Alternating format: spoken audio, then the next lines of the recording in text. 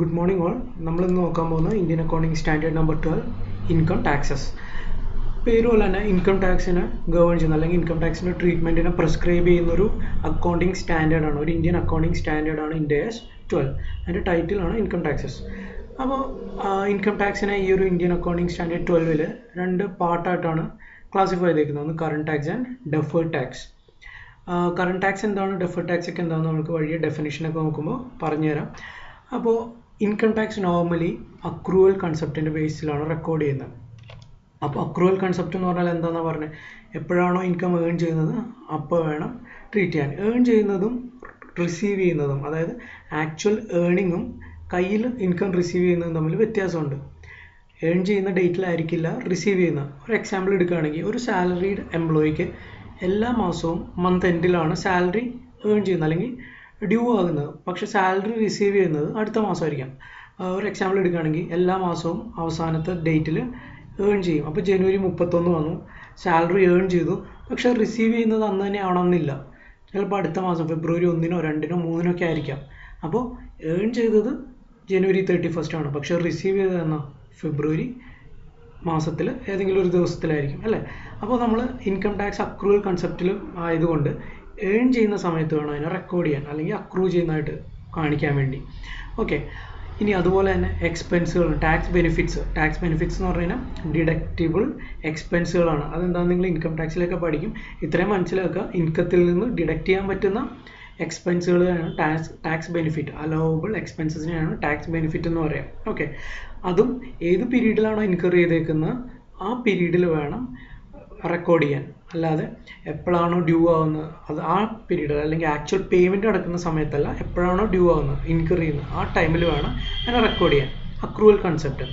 പക്ഷേ tax calculate ചെയ്യുമ്പോൾ, അതായത് ടാക്സ് എത്ര കൊടുക്കണം, ഇൻകം ടാക്സ് അതോറിറ്റീസിന് എത്ര ടാക്സ് കൊടുക്കണം എന്ന് കാൽക്കുലേറ്റ് ചെയ്യുന്നത് എപ്പോഴും ഇൻകം ടാക്സ് ആക്ട് 1961 പ്രൊവിഷൻസ് അനുസരിച്ചായിരിക്കണം. Income tax act 1961 provisions.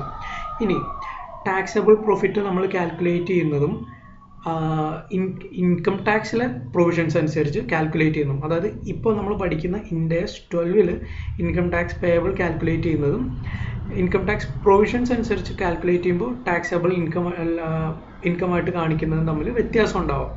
പക്ഷെ എപ്പോഴും കാൽക്കുലേറ്റ് ചെയ്യേണ്ടത് ഏത് മെത്തേഡിൽ കൂടിയാണ്, ഇൻകം ടാക്സ് പ്രൊവിഷൻസിൽ എന്താണോ പറയുന്നത്, ഇൻകം ടാക്സ് ആക്ടിൻ്റെ പ്രൊവിഷൻസിൽ എന്താണോ പറയുന്നത് ആ ബേസിസിൽ വേണം ടാക്സ് കാൽക്കുലേറ്റ് ചെയ്യാൻ. ഓക്കെ, ഇൻകം ടാക്സ് പ്രൊവിഷൻ അനുസരിച്ച് കാൽക്കുലേറ്റ് ചെയ്യുന്ന ടാക്സിനെയാണ് നമ്മൾ കറണ്ട് ടാക്സ് എന്ന് പറയുന്നത്. അതായത് ഒരു പീരീഡ്, ഒരു പെർട്ടിക്കുലർ പീരീഡിൽ income tax provision, income tax ആക്ടിൻ്റെ പ്രൊവിഷൻസ് അനുസരിച്ച് എത്രയാണോ ടാക്സ് ലയബിലിറ്റി എന്ന് കാൽക്കുലേറ്റ് ചെയ്യുന്നതിനാണ് എന്ത് പറയുക, കറണ്ട് ടാക്സ്. ഓക്കെ, ഇനി ഡെഫേർഡ് ടാക്സ് നമുക്ക് വഴിയെ മനസ്സിലാക്കാം. കുറച്ച് IndAS 12 ഒബ്ജക്റ്റീവ് സ്കോപ്പ് ഒക്കെ നോക്കാം. എന്താണ് ഒബ്ജക്റ്റീവ്? പറഞ്ഞ പോലെ അക്കൗണ്ടിങ് ട്രീറ്റ്മെൻറ്റ് ഇൻകം ടാക്സിൻ്റെ എങ്ങനെയായിരിക്കും എന്ന് പ്രിസ്ക്രൈബ് ചെയ്യാവുന്നതാണ് ഇതിൻ്റെ ഒബ്ജക്റ്റീവ്. അതായത് ഇൻകം ടാക്സിനെ എങ്ങനെ ട്രീറ്റ് ചെയ്യും, എങ്ങനെ റെക്കഗ്നൈസ് ചെയ്യും, എങ്ങനെ മെഷർ ചെയ്യും, അതിനെങ്ങനെ പ്രസൻറ്റ് ചെയ്യും, എങ്ങനെ ഡിസ്ക്ലോസ് ചെയ്യും, ഇതാണ് IndAS 12 പ്രിസ്ക്രൈബ് ചെയ്യുന്നത്. അതിൻ്റെ മെയിൻ ഒബ്ജക്റ്റീവ് എന്ന് പറഞ്ഞു കഴിഞ്ഞാൽ. ഇനി ഇതിൻ്റെ സ്കോപ്പ് എന്ന് പറഞ്ഞു കഴിഞ്ഞാൽ എല്ലാത്തരം ഇൻകം ടാക്സ് അത് ഈ ഇന്ത്യൻ അക്കൗണ്ടിംഗ് സ്റ്റാൻഡേർഡ് 12 അപ്ലിക്കബിൾ ആണ്. അത് ഡൊമസ്റ്റിക് ഇൻകം ടാക്സ് ആയിക്കോട്ടെ, ഫോറിൻ ഇൻകം ടാക്സ് ആയിക്കോട്ടെ, വിത്ത് ഹോൾഡിംഗ് ടാക്സ് ആയിക്കോട്ടെ, ഈവൻ ഡിവിഡൻഡ് പേയ്മെൻറ്റ്സിൻ്റെ കോർപ്പറേറ്റ് ഡിവിഡൻഡ് ടാക്സ് ആയിക്കോട്ടെ. ഇൻകം ടാക്സ് ആണെന്നുണ്ടെങ്കിൽ ഈ ഇന്ത്യൻ അക്കൗണ്ടിംഗ് സ്റ്റാൻഡേർഡ് അപ്ലിക്കബിൾ ആണ്. ഇനി എവിടെയൊക്കെയാണ് ഇത് അപ്ലിക്കബിൾ അല്ലാത്തത്? അക്കൗണ്ടിംഗ് ഫോർ ഗവൺമെൻറ് ഗ്രാൻസ്, പിന്നെ ഇൻവെസ്റ്റ്മെൻറ്റ് ടാക്സ് ക്രെഡിറ്റ്, ഈ രണ്ട് കാര്യത്തിലും ഇത് അപ്ലിക്കബിൾ അല്ല. പക്ഷേ ചില ടാക്സിൻ്റെ ടെമ്പററി ഡിഫറൻസസ് ഉണ്ടാവും. അത് ഈ ഗവൺമെൻറ് ഗ്രാൻസും ഇൻവെസ്റ്റ്മെൻറ്റ് ടാക്സ് ക്രെഡിറ്റും കൊണ്ട് അങ്ങനത്തെ ചില ഡിഫറൻസസ് ഉണ്ടാവുകയാണെങ്കിൽ ആ ഡിഫറൻസസിനെ IndAS 12 കൺസിഡർ ചെയ്യണം. ഈ ടെമ്പററി ഡിഫറൻസ്, ടൈമിംഗ് ഡിഫറൻസ് എന്താണെന്നൊക്കെ നമുക്ക് വഴിയെ നോക്കാം. ഇപ്പോൾ ഇത്രയും മനസ്സിലാക്കുക, IndAS 12 രണ്ട് സ്ഥലത്താണ് അപ്ലിക്കബിൾ അല്ലാത്ത, അക്കൗണ്ടിംഗ് ഫോർ ഗവൺമെൻറ് ഗ്രാൻസും ഇൻവെസ്റ്റ്മെൻറ്റ് ടാക്സ് ക്രെഡിറ്റ്സും.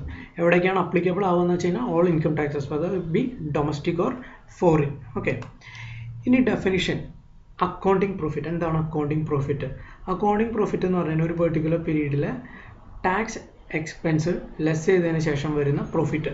അതായത് നെറ്റ് പ്രോഫിറ്റിൽ നിന്ന് ടാക്സ് ഡിഡക്റ്റ് ചെയ്തതിന് ശേഷം വരുന്ന പ്രോഫിറ്റിനാണ് അക്കൗണ്ടിംഗ് പ്രോഫിറ്റ് എന്ന് പറയുക.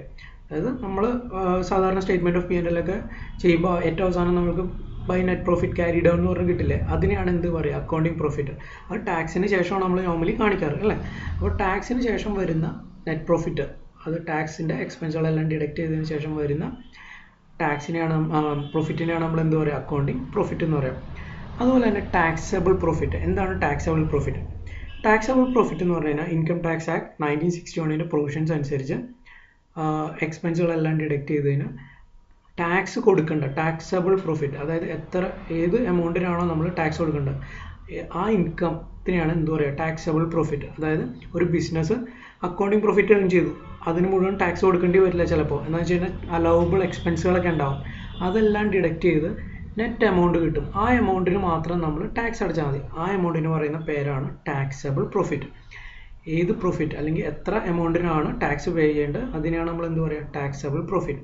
അപ്പോൾ മനസ്സിലാക്കേണ്ട കാര്യം എന്ന് പറഞ്ഞു കഴിഞ്ഞാൽ അക്കൗണ്ടിങ് പ്രോഫിറ്റ് 100 രൂപയാണെങ്കിൽ ടാക്സബിൾ പ്രോഫിറ്റ് 100 രൂപ ആവണമെന്നില്ല. ചിലപ്പോൾ 90 രൂപ, ചിലപ്പോൾ 110 രൂപ, അല്ലെങ്കിൽ ഡിഫറൻ്റ് ആയിരിക്കാം. ചിലപ്പോൾ സെയിം തന്നെ ആയിരിക്കാം, പക്ഷേ ഡിഫറൻസ് വരാം. അത് temporary difference, timing difference, permanent difference എന്നൊക്കെ പറഞ്ഞ് കുറേ കാര്യങ്ങളുണ്ട്. അതുകൊണ്ടാണ് ഈ ഡിഫറൻസ് വരുന്നത്. അതൊക്കെ എന്തൊക്കെയാണെന്ന് വഴിയെ നോക്കാം. ഇനി ടാക്സ് എക്സ്പെൻസ് എന്ന് പറഞ്ഞു കഴിഞ്ഞാൽ കറണ്ട് ടാക്സിൻ്റെയും ഡെഫേർഡ് ടാക്സിൻ്റെയും ടോട്ടലാണ് ടാക്സ് എക്സ്പെൻസ് എന്ന് പറഞ്ഞു കഴിഞ്ഞാൽ. ഒരു ബിസിനസ്സിനെ സംബന്ധിച്ച് current tax plus deferred tax is equal to tax expense. അപ്പോൾ കറണ്ട് ടാക്സ് എന്താണെന്ന് നിങ്ങൾക്ക് അറിയാം. ഇപ്പോൾ ഡെഫേർഡ് ടാക്സ് എന്താണെന്ന് നമുക്ക് വഴിയെ നോക്കാം. അതിൻ്റെ പേര് പോലെ തന്നെ ഡെഫർ ചെയ്യുക എന്ന് പറഞ്ഞാൽ കുറച്ച് നാളത്തേക്ക് മാറ്റി വയ്ക്കുക, മുന്നോട്ട് നീക്കി വയ്ക്കുക അല്ലേ.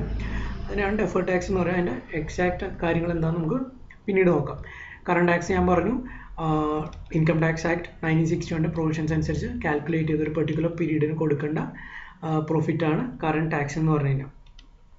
ഇനി recognition of current tax liabilities and asset.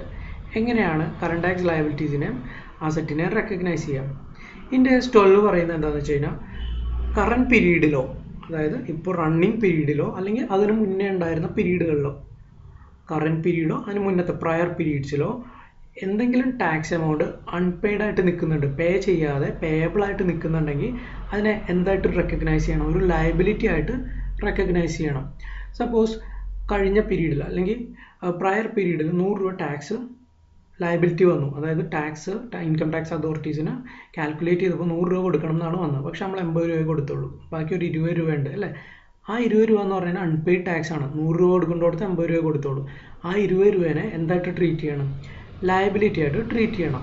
അതുപോലെ തന്നെ ഇൻഡെക്സ് 12 പറയുന്നത് ഇനി കറണ്ട് പീരീഡിലോ അല്ലെങ്കിൽ പ്രയർ പീരീഡ്സിലോ നമ്മൾ എക്സസ് ടാക്സ് പേ ചെയ്തിട്ടുണ്ടെങ്കിൽ ആ എക്സസ് എമൗണ്ടിനെ കറണ്ട് ടാക്സ് അസറ്റ് ആയിട്ട് ട്രീറ്റ് ചെയ്യണം. അപ്പോൾ നമ്മൾ മുന്നേ പറഞ്ഞ കാര്യം എന്ന് പറഞ്ഞു കഴിഞ്ഞാൽ ലയബിലിറ്റി ആണ് അല്ലേ, അണ്ടർ പേയ്മെൻ്റ് ആണ്. അപ്പോൾ അതിനെ കറണ്ട് ടാക്സ് ലയബിലിറ്റി ആയിട്ട് ട്രീറ്റ് ചെയ്യണം. ഇനി എക്സസ് പേയ്മെൻറ്റ് എന്തെങ്കിലും ഉണ്ട് കറണ്ട് പീരീഡിലോ അല്ലെങ്കിൽ പ്രയർ പീരീഡിലോ, എക്സസ് പേയ്മെൻറ്റ് എന്തെങ്കിലും ഉണ്ടെങ്കിൽ അതിനെ കറണ്ട് ടാക്സ് അസറ്റ് എന്ന് പറയാൻ കാരണം എന്താ, നമ്മൾ കൂടുതൽ പേ ചെയ്തിട്ടുണ്ട് അല്ലേ. അപ്പോൾ ഇപ്പോൾ നമ്മൾ എക്സാമ്പിളിൽ പറഞ്ഞു 100 രൂപയാണ് നമ്മൾ ഇൻകം ടാക്സ് പ്രൊവിഷൻസ് അനുസരിച്ച് കാൽക്കുലേറ്റ് ചെയ്ത ടാക്സബിൾ പ്രോഫിറ്റിൽ നിന്ന് കിട്ടിയ ടാക്സ് എമൗണ്ട്. അപ്പോൾ 100 രൂപ കൊടുക്കണം. പക്ഷേ നമ്മൾ കഴിഞ്ഞ തവണ അഡ്വാൻസ് ടാക്സും എന്താ പറയുക TDS ഒക്കെ ആയിട്ട് 110 രൂപ പേ ചെയ്തിട്ടുണ്ട്. അപ്പോൾ ഒരു 10 രൂപ എക്സസ് നമ്മൾ ഓവർ പേയ്മെൻറ്റ് നടത്തിയിട്ടുണ്ട് അല്ലേ. അപ്പോൾ അതിനെ നമ്മൾ കറണ്ട് ടാക്സ് അസറ്റായിട്ട് ട്രീറ്റ് ചെയ്യണം. അതാണ് ഇൻകം ടാക്സിൻ്റെ കറണ്ട് ടാക്സ് ലയബിലിറ്റീസ് ആൻഡ് അസറ്റ്സിൻ്റെ റെക്കഗ്നിഷൻ ഇൻഡെക്സ് 12 പറയുന്നത്. ഈ ഒരു ഇല്ലസ്ട്രേഷൻ നോക്കാം, അപ്പോൾ ഇത്രയും കൂടി ക്ലാരിറ്റി കിട്ടും. In 2020, A Limited had a taxable profit of 2,20,000. അപ്പോൾ ടാക്സബിൾ പ്രോഫിറ്റ് കാൽക്കുലേറ്റ് ചെയ്തത് 2,20,000 ആണ്. ടാക്സബിൾ പ്രോഫിറ്റും അക്കൗണ്ടിങ് പ്രോഫിറ്റും രണ്ടാണെന്ന് ഞാൻ നേരത്തെ പറഞ്ഞു. ഇത് ടാക്സബിൾ പ്രോഫിറ്റ് ആണ്. അതായത് ഈ 2,20,000 രൂപയ്ക്കാണ് നമ്മൾ ടാക്സ് അടയ്ക്കേണ്ടത്. അക്കൗണ്ടിങ് പ്രോഫിറ്റ് ചിലപ്പോൾ 2,20,000 കുറവായിരിക്കാം, ചിലപ്പോൾ കൂടുതലായിരിക്കാം. അക്കൗണ്ടിങ് പ്രോഫിറ്റ് നമ്മൾക്ക് അറിയില്ല, ഇവിടെ പറഞ്ഞിട്ടില്ല. അപ്പോൾ ടാക്സബിൾ പ്രോഫിറ്റ് എന്ന് പറഞ്ഞു കഴിഞ്ഞാൽ ഏത് പ്രോഫിറ്റിൻ്റെ മുകളിലാണോ ടാക്സ് കാൽക്കുലേറ്റ് ചെയ്യേണ്ടത് അതിനെയാണ് ടാക്സബിൾ പ്രോഫിറ്റ് എന്ന് പറയുക. അപ്പോൾ ഇവിടെ കറണ്ട് പ്രോബ്ലത്തിൽ 2,20,000 ആണ്. അതിൻ്റെ മുകളിലാണ് നമ്മൾ എന്ത് കൊടുക്കേണ്ടത്? ടാക്സ് കൊടുക്കേണ്ടത്, ഇൻകം ടാക്സ് കൊടുക്കേണ്ടത്. ഇനി ഇൻ ദ പ്രീവിയസ് ഇയർ, അതായത് 2019, income tax on 2019 profits had been estimated as ₹60,000. അപ്പോൾ 2020 കാര്യമാണ് നമ്മൾ 2,20,000 എന്ന് പറഞ്ഞത്. ഇനി പ്രയർ പീരീഡിൽ 2019 പ്രോഫിറ്റിൽ ടാക്സ് പേയബിൾ എസ്റ്റിമേറ്റ് ചെയ്തത് 60,000 ആണ്. 60,000 രൂപ കൊടുക്കണം എന്നാണ് നമ്മൾ എസ്റ്റിമേറ്റ് ചെയ്തത്. ഇനി under or over payment are not settle until the following years tax payment is due. അണ്ടർ പേയ്മെൻറ്റും ഓവർ പേയ്മെൻറ്റും ഉണ്ടെങ്കിൽ അടുത്ത വർഷത്തെ, അതായത് 2019 കഴിഞ്ഞാൽ അടുത്ത വർഷം എന്ന് പറഞ്ഞാൽ 2020 ടാക്സ് പേയ്മെൻറ്റ് എപ്പോഴാണോ ഡ്യൂ ആവുന്നത് അപ്പോൾ മാത്രമേ അണ്ടർ പേയ്മെൻറ്റും ഓവർ പേയ്മെൻറ്റും ഉണ്ടെങ്കിൽ അത് സെറ്റിൽ ചെയ്യുള്ളൂ എന്നാണ് പറഞ്ഞേക്കുന്നത് ക്വസ്റ്റ്യനിൽ. what would be the tax payable and the charge for 2020 if the tax due on 2019 profits was subsequently agreed with the tax authorities as rupees 70,000, rupees 50,000, assuming a tax rate of 30%.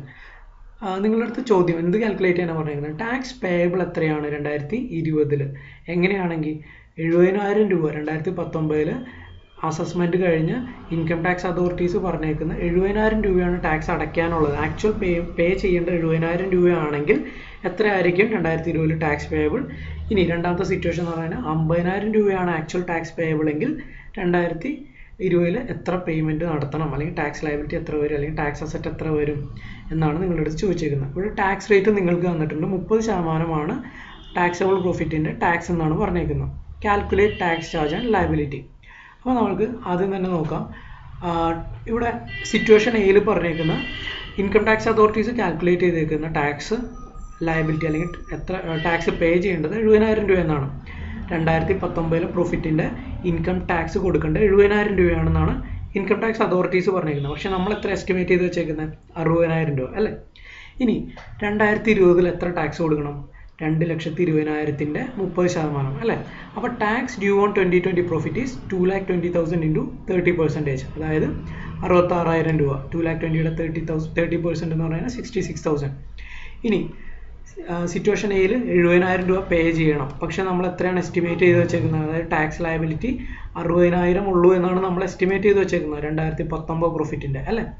പക്ഷേ 70,000 കൊടുക്കണം. നമ്മളപ്പോൾ 10,000 under payment ആണ് അല്ലേ. അപ്പോൾ add under payment four 2019 70,000 കൊടുക്കണമായിരുന്നു, പക്ഷേ 60,000 കൊടുത്തിട്ടുള്ളൂ. അപ്പോൾ 10,000 കൂടി ആഡ് ചെയ്യണം. ഇനി ഈ 10,000 എപ്പോൾ കൊടുക്കാമെന്ന് പറഞ്ഞേക്കുന്നത്? 2020-യുടെ പ്രോഫിറ്റ്സിൻ്റെ അല്ലെങ്കിൽ ടാക്സ് ഡ്യൂ ആകുമ്പോൾ. അപ്പോൾ 2020-യുടെ ടാക്സ് ഡ്യൂ ആയി 66,000. അപ്പോൾ അണ്ടർ പേയ്മെൻറ്റും കൂടി പേ ചെയ്യണം അല്ലേ. കുറവാണ് കൊടുത്തേക്കുന്നത്. അപ്പോൾ ആ കുറവ് നമ്മൾ ഇൻകം ടാക്സ് അതോറിറ്റീസിന് കൊടുക്കണം. അപ്പോൾ 2020-യുടെ ഇൻകം ടാക്സ് 66,000, പിന്നെ 2019-ലെ അണ്ടർ പേയ്മെൻറ്റ് 10,000. അപ്പോൾ ടോട്ടൽ ടാക്സ് ലയബിലിറ്റി എന്ന് പറഞ്ഞു കഴിഞ്ഞാൽ 76,000 ആണ്. അത് സിറ്റുവേഷൻ എ. ഇനി സിറ്റുവേഷൻ ബിയിൽ പറഞ്ഞിരിക്കുന്നത് ഇൻകം ടാക്സ് അതോറിറ്റീസ് 50,000 ആണ് ടാക്സ് ലയബിലിറ്റി എന്ന് പറഞ്ഞു. ഓക്കെ.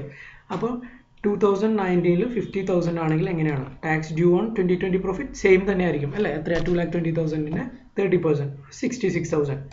പക്ഷേ ഇവിടെ പറഞ്ഞേക്കുന്നത് 50,000 മതി എന്നാണ് പറഞ്ഞേക്കുന്നത് ഇൻകം ടാക്സ് അതോറിറ്റീസ്. പക്ഷേ നമ്മൾ എത്ര പേ ചെയ്തു? 60,000 ഓൾറെഡി പേ ചെയ്തു അല്ലേ. എസ്റ്റിമേറ്റ് ചെയ്തേക്കുന്നത് 60,000 ആണ്.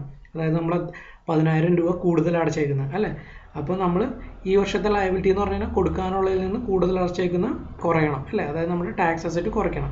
അപ്പോൾ ടാക്സ് ഡ്യൂ ഓൺ 2020 പ്രോഫിറ്റ് 66,000, അതായത് 2,20,000 into 30% less over payment four 2019, അതായത് 60,000 മൈനസ് 50,000 10,000. അപ്പോൾ ടാക്സ് ലയബിലിറ്റി ഇപ്പോൾ എത്രയേ ഉള്ളൂ? നെറ്റ് ടാക്സ് ലയബിലിറ്റി എന്ന് പറഞ്ഞു കഴിഞ്ഞാൽ 56,000. 56,000 കൊടുത്താൽ മതി. 2020 ടാക്സ് കൊടുക്കുമ്പോൾ 56,000 കൊടുത്താൽ മതി. എന്താണെന്ന് വെച്ച് കഴിഞ്ഞാൽ നമ്മൾ 10,000 കഴിഞ്ഞ തവണ എക്സസ് അടച്ചിട്ടുണ്ട്. 66 ആക്ച്വലി കൊടുക്കണമായിരുന്നു, പക്ഷേ കഴിഞ്ഞ തവണ എക്സസ് അടച്ച 10,000 നമ്മൾ അഡ്ജസ്റ്റ് ചെയ്തപ്പോൾ ഇനിയിപ്പോൾ ലയബിലിറ്റി എത്രയേ ഉള്ളൂ? 56,000 കൂടി കൊടുത്താൽ മതി. അതേപോലെ മുമ്പത്തെ സിറ്റുവേഷൻ ആണെങ്കിൽ 66,000 കൊടുക്കണം, പിന്നെ കൂടാതെ കഴിഞ്ഞ വർഷം കുറവ് അടച്ചതിൻ്റെ എമൗണ്ടും കൂടി കൊടുക്കണം. അങ്ങനെ ടോട്ടൽ 76,000. ഓക്കെ. ഇതാണ് ടാക്സ് ലയബിലിറ്റിയുടെയും ടാക്സ് അസറ്റിൻ്റെയും റെക്കഗ്നിഷൻ ഇൻഡെക്സ് 12 പറയുന്നത്. ഇനി എങ്ങനെയൊക്കെയാണ് സ്റ്റേറ്റ്മെൻറ്റ്സിൽ കാണിക്കുക എന്നുള്ളതാണ് കറണ്ട് ടാക്സിൻ്റെ ഇൻഡെക്സ് 12 പറയുന്ന കാര്യം. അതായത് കറണ്ട് ടാക്സ് എക്സ്പെൻസ് അല്ലെങ്കിൽ ഇൻകം സ്റ്റേറ്റ്മെൻറ്റിൽ റെക്കഗ്നൈസ് ചെയ്യണം. നിങ്ങളിത് പഠിച്ചിട്ടൊന്നുമല്ല, ഇൻഡെക്സ് 12 പഠിച്ചിട്ടൊന്നുമല്ല നിങ്ങൾ ഇത്രയും കാലം ചെയ്തേക്കുന്നത്. നിങ്ങൾ പക്ഷേ ബൈ യൂസേജ് നിങ്ങൾ tax expense statement of P&L കാണിക്കാറുണ്ട്, നമ്മൾ ഡെബിറ്റ് ചെയ്യാറുണ്ട്, ടോട്ടൽ പ്രോഫിറ്റിൽ നിന്ന് ലെസ് ചെയ്യാറുണ്ട് അല്ലേ. അതുപോലെ തന്നെ ഇവിടെ ചെയ്യണം. അതാണ് ഇവിടെ റെക്കഗ്നൈസ് ചെയ്യാൻ പറഞ്ഞേക്കുന്നത്. A current tax expense or income item should be recognise in income statement. Expense allowable എക്സ്പെൻസുകളെല്ലാം ഇൻകം സ്റ്റേറ്റ്മെൻറ്റിൽ കാണിക്കണം. അതുപോലെ തന്നെ എന്തൊക്കെ ഇൻകം അതിൻ്റെ മുകളിലാണ് ടാക്സ് വരുന്നത് അത് നമ്മൾ ക്രെഡിറ്റ് സൈഡിൽ കാണിക്കും അല്ലേ. അതാണ് ഇവിടെ പറഞ്ഞേക്കുന്നത്. ഇത് നമ്മൾ ഇൻഡെക്സ് 12 പഠിച്ചിട്ടൊന്നുമല്ല ചെയ്തേക്കുന്നത്, ബൈ യൂസേജ് ചെയ്തു പോകുന്നതാണ്. ഓക്കെ. ഇനി കറണ്ട് ടാക്സ് ലയബിലിറ്റി നമ്മൾ നേരത്തെ പറഞ്ഞു, എന്തെങ്കിലും അണ്ടർ പേയ്മെൻറ്റ് ഉണ്ടെങ്കിൽ അത് ലയബിലിറ്റി ആയിട്ട് കാണിക്കണം. അതുപോലെ തന്നെ കറണ്ട് ടാക്സ് അസറ്റ് എന്തെങ്കിലും ഓവർ പേയ്മെൻറ്റ് കറണ്ട് പീരീഡിലോ അല്ലെങ്കിൽ പ്രീവിയസ് പീരീഡ്സിലോ എന്തെങ്കിലും ഓവർ പേയ്മെൻറ്റ് നടത്തിയിട്ടുണ്ടെങ്കിൽ അത് എന്തായിട്ട് കാണിക്കണം? കറണ്ട് ടാക്സ് അസറ്റായിട്ട് കാണിക്കണം. ഇതാണ് കറണ്ട് ടാക്സിൻ്റെ റെക്കഗ്നിഷനെ പറ്റി ഇൻഡെക്സ് 12 ഇൻകം ടാക്സസിൽ പറയുന്നത്. അപ്പോൾ ഇത് നോക്കുക, എന്തെങ്കിലും ഡൗട്ട് ഉണ്ടെങ്കിൽ ചോദിക്കുക. Okay, thank you.